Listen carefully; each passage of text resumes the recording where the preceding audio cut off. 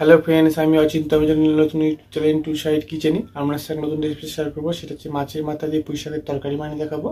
সেটা বানাতে কী কী উপকরণ লাগে আসুন দেখাই। তার আগে কথা বলি, আমার চ্যানেল রেসিপি ছাড়া আছে, আপনার যদি ভালো লেগে থাকে অবশ্যই লাইক কমেন্ট শেয়ার করবেন, বেশি বেশি করে শেয়ার করবেন। যদি আমার চ্যানেল নতুন হয়ে থাকেন তাহলে প্লিজ সাবস্ক্রাইব করে নিচে বেল নোটিফিকেশনটা অল করে দেবেন, যাতে আমার ভিডিও আপনার কাছে আগে পৌঁছে। তার জন্য মাছের মাথা দিয়ে পুঁই শাকের তরকারি বানাতে কী কী উপকরণ লাগে আসুন দেখাই।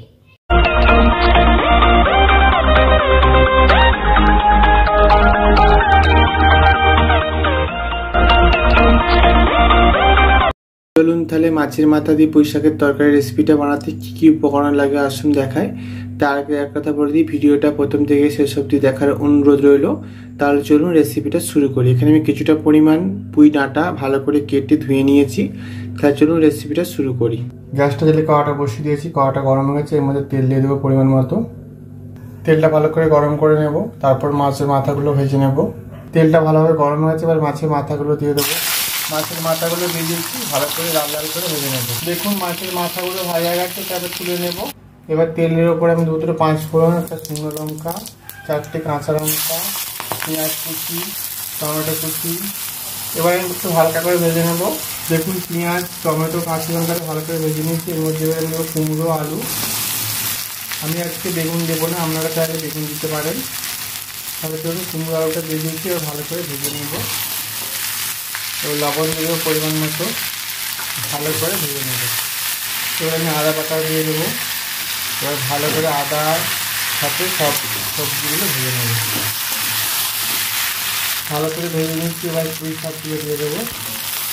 পুঁই শাকগুলো নিয়েছি, এবার হালকা ভাপা দিয়ে ভাপিয়ে নেবো আগে। এবার দিয়ে দেবো হলুদ গুঁড়ো,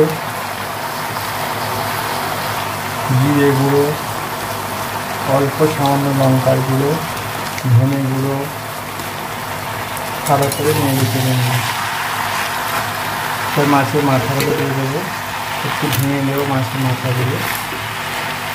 সামান্য অল্প চিনি দিয়ে দেবো, ভালো করে নিয়ে দিয়ে কষিয়ে নেব। দেখুন ভালো করে কষিয়ে নিচ্ছি। এবার আমি জল দিয়ে দেবো। দেখুন জল দিয়েছি, ভালো করে ফুটিয়ে জলটা মেরে নেবো এবং ডাঁটা, আলু, কুমড়ো সব কিছু ভালো করে সেদ্ধ করে নেব। দেখুন আমার পুঁই শাকের তরকারি রেসিপিটা রেডি হয়ে গেছে। এই রেসিপিটা যদি আপনাদের ভালো লেগে থাকে অবশ্যই লাইক কমেন্ট ও শেয়ার করবেন, বেশি বেশি করে শেয়ার করবেন, আর প্লিজ সাবস্ক্রাইব করবেন, আমাদের পাশে থাকবেন। চলুন তাহলে দেখা হচ্ছে নেক্সট ভিডিওতে। এরকম নিত্য নতুন ভিডিও পাওয়ার জন্য আমাদের চ্যানেলটাকে অবশ্যই সাবস্ক্রাইব করবেন, আমাদের পাশে থাকবেন। তা চলুন দেখা হচ্ছে নেক্সট ভিডিওতে। এরকম মাছের মাথা দিয়ে পুঁই শাকের তরকারি আপনারা অবশ্যই বাড়িতে বানাবেন, আশা করি খুব ভালো লাগবে। তার জন্য রেসিপিটা, তাই চলুন দেখা হচ্ছে নেক্সট ভিডিওতে।